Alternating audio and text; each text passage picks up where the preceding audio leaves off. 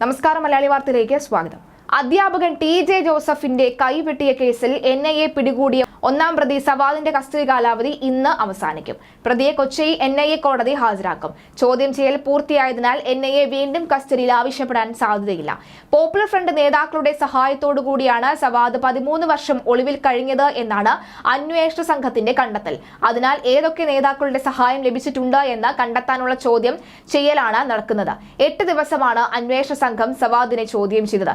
സവാദിനെ ഉൾപ്പെടുത്തിയുള്ള പുതിയ കുറ്റപത്രം NIA സംഘം ഉടൻ കോടതിയിൽ സമർപ്പിക്കും. കണ്ണൂർ മട്ടന്നൂർ പരിയാരം വേരത്ത് വെച്ചാണ് NIA സംഘം 13 വർഷമായി ഒളിവിൽ കഴിഞ്ഞിരുന്ന സവാദിനെ പിടികൂടിയത്. തൊടുപുഴ ന്യൂമാൻ കോളേജിലെ അധ്യാപകനായിരുന്ന പ്രൊഫസർ TJ ജോസഫിന്റെ കൈവെട്ടിയ കേസിൽ മുഖ്യപ്രതിയാണ് സവാദ്. സവാദിനെ കണ്ടെത്താൻ സഹായിക്കുന്നവർക്ക് നേരത്തെ NIA പാരിതോഷികം പ്രഖ്യാപിച്ചിരുന്നു. കേസിൽ കഴിഞ്ഞ വർഷം ജൂലൈ 13-നാണ് കോടതി കേസിലെ മറ്റ് പ്രതികൾക്ക് ശിക്ഷ വിധിച്ചിരുന്നത്. കേസിൽ കുറ്റക്കാരനെന്ന് കണ്ടെത്തിയ 6 പ്രതികളിൽ 3 പേർക്ക് ജീവപര്യന്തം തടവ് ശിക്ഷയാണ് വിധിച്ചത്. മതനിന്ദ ആരോപിച്ചായിരുന്നു ആക്രമണം. സവാദിന്റെ വീട്ടിൽ നടത്തിയ പരിശോധനയിൽ 2 മൊബൈൽ ഫോണുകളും 1 സിം കാർഡും പിടികൂടിയിരുന്നു. ഇയാളെ സംബന്ധിച്ച ചില വ്യക്തി വിവരങ്ങളും പിടിച്ചെടുത്തിരുന്നു. തിരിച്ചറിയൽ പരേഡിന് ശേഷമാണ് സവാദിനെ NIA കസ്റ്റഡിയിൽ വാങ്ങിയത്.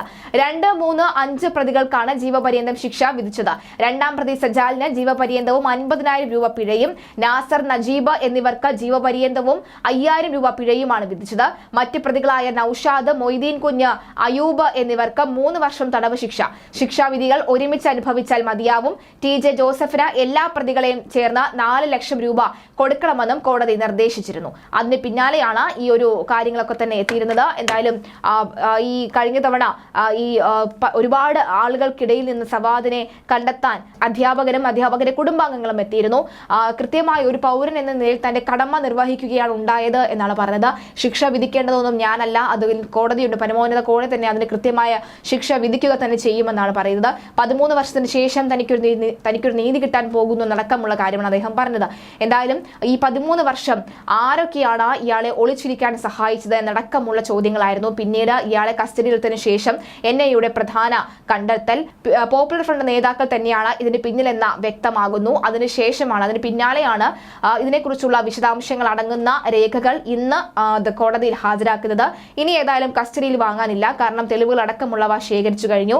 13 വർഷം മുൻപുള്ള തെളിവുകൾ ശേഖരിക്കാൻ ബുദ്ധിമുട്ടാണ്. പക്ഷെ ഇപ്പോഴുള്ള തെളിവുകളെല്ലാം തന്നെ പ്രധാനമായും NIAക്ക് ഇയാൾ തന്നെയാണ് ഒന്നാം പ്രതി എന്ന് തെളിയിക്കേണ്ട പല രേഖകളാണ് ലഭിക്കേണ്ടിരുന്നത്. എന്തായാലും ആ രേഖകളെല്ലാം തന്നെ ലഭിച്ചു കഴിഞ്ഞിരിക്കുകയാണ്. ഇന്ന് എന്തായാലും കോടതിയിൽ ഹാജരാക്കും. തുടർ നടപടികൾ എന്താണെന്ന് കണ്ടറിയാം.